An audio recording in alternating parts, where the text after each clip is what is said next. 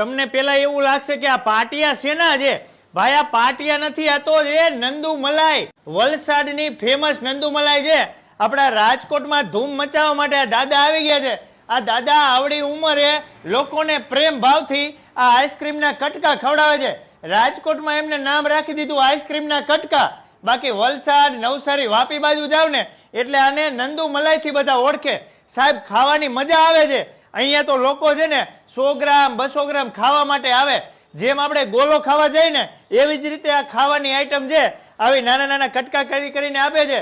અને સાહેબ તમારા કોઈના ઘરે મહેમાન આવ્યા હોય તો મહેમાન માટે એકવાર તમે લઈ જાઓ ને તો આજીવન તમારા મહેમાન તમને યાદ કરે. 250 ગ્રામ 500 ગ્રામ કિલોગ્રામના પેકિંગ કરીને આપે છે વજન ઉપર. 400 રૂપિયાની કિલો. શ્રીખંડ ખાતા હોય, આઈસ્ક્રીમ ખાતા હોય ને એના માટે બેસ્ટ ઓપ્શન છે.